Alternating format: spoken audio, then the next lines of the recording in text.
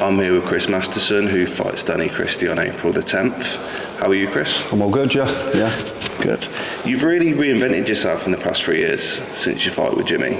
How have you done that? No weight cuts to start with. And I think as I've got older, with the more experience, and I feel a lot more stronger, to be fair, I'd say no weight cuts, and it's made me a different fighter altogether. And what does it mean to you to have this opportunity now after the fights that you've won over the past 3 years? What does it mean to have this opportunity now to fight Danny Christie? Well, this opportunity, it's because it's my last ever boxing match on your promotion. It's the biggest opportunity I could have, really. I beat Jimmy. As I say, people say Jimmy wasn't the fighter he was, which is understandable. But with Danny, he's a out and out athlete. He's still in the bare knuckle game. He's renowned as one of the toughest men in the country. So yeah, I want to put it all online and prove that I can stand there with the toughest man in the country and bang it out with him. And I've never seen you train this hard for a fight. You kind of still out of breath from the training session. Yeah. What makes you so motivated for this fight over all the rest when I haven't seen you train this hard before? Because I believe I have to be. I can't leave no stone unturned. As I say, a lot of the people that I have fought, like with Luke, he fights every week, so he doesn't really fit his training. He just likes to turn up and fight. With Jimmy, he took it on he'd done it for probably all the wrong reasons. He just done it to keep himself active. But with Danny, as I know with Danny, he's coming to take my head off. So I'm going all out to take his head off. Is there a bit of fear that comes with fighting Danny? I know that you'll fight anyone and you're a brave man, but do you, on the level of it, do you fear him a little bit more than the rest? It's more the unknown. It's the unknown of what I'm going in against. With Danny, you can probably get 2 or 3 different versions of Danny. When he fought Swine on, he was just very relaxed. But I've seen his training camps at the minute. He's going all out to make a statement in these fights that he's got coming up. He's fighting on Gorilla Promotions under Darren Till. Against that Gormless George, he's fighting me, he's fighting Seamus Devlin. So he does need to be on his A game with all 3 fights. But yeah, I'm coming to do a bit of damage in this one. And what's been the hardest thing about training for the fight? I just think nothing, because training keeps me motivated, it keeps my head in the right place. It's just, to be fair, it's easy, isn't it? You know, I could be doing other things at the wrong things, but I'm here, I'm training, my mind's right, my body feels good, and I need to be fully focused on this one. And you started with quite a strict diet at the start of camp. Is that carried on? No. So basically I was on a fish diet. For the first week it was good. I felt rejuvenated, I felt good. Energy levels were good to start with. But then when energy started to fade, I started to feel a bit weak. So I'm still on a few bad fats. But as I say, why change something if it hasn't let me down before? I've knocked everyone out since I moved up to cruiserweight and heavyweight. Eat my sausage, bacon, beans and fucking cheese or whatever. So I'll keep that going. But yeah, I'll be fit, so that's all that matters. And how confident are you that you're going to win? And to follow on from that, what do you see in Danny that makes you think you can beat him? With Danny, he's open. As he openly admits himself, he isn't the best on his feet. He's a flat-footed fighter. He's a bit like myself, comes forward.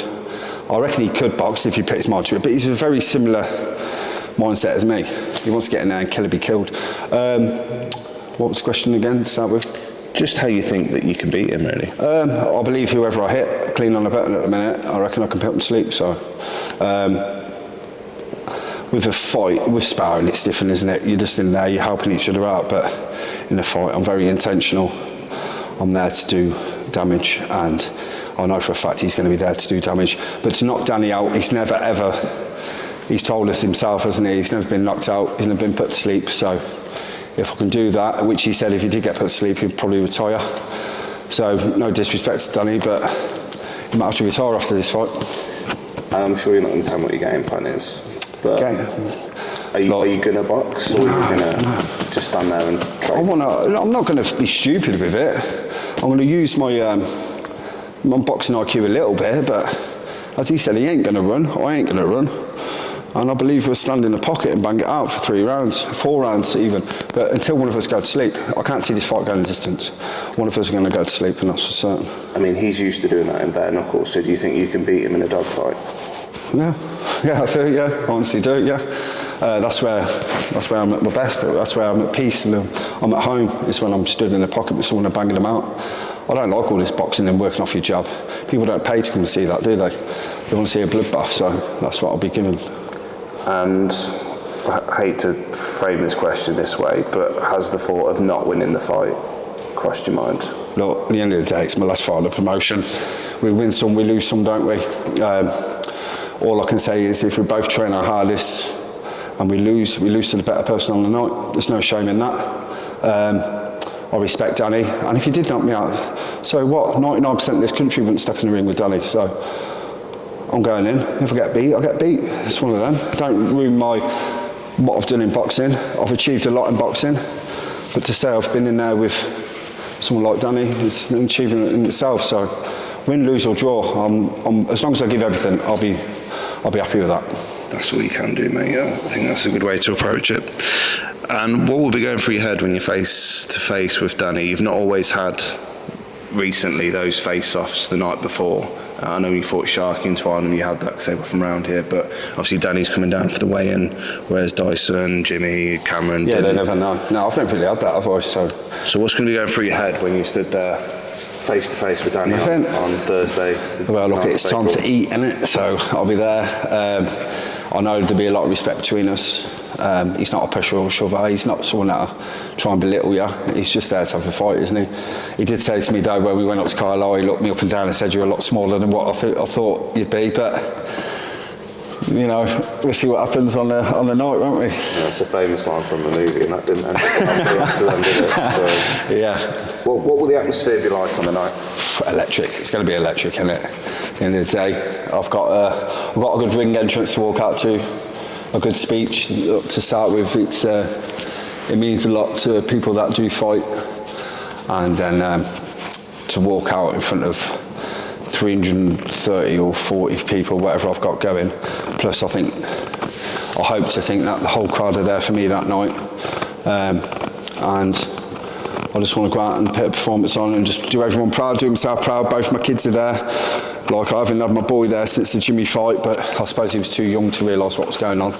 It's going to be a hard watch for him, watching his dad fight in this fight, because it's going to be brutal. It's going to be one of them where you're going to be watching it like that at some point, especially for my wife and my kids. But I certainly won't be watching it like that. I'll be in the deep end of it. And do you think you've sold about 300 tickets, do you think that's going to make a difference? That'll help you get over the line? Do you know, look, I would appreciate even if someone just bought one ticket off me. At the end of the day, I'm there to do a job, and I appreciate all the support over the years. But when I walk out, I'll be straight. I don't even think about who's there. I've got one focus only, and that's Danny. But at the end of it, I will be going around thanking everyone that's helped me out through the years. People that have stuck by me when I've been down and out as well. And yeah, I think it's going to be electric that night. So fingers crossed it is. I'm looking forward to Chris, and thanks for all your service over the years. It's probably the best. No, I appreciate it. Thank you as well. Yep. Cool. Good luck on the night. Thank you very much. Thank you.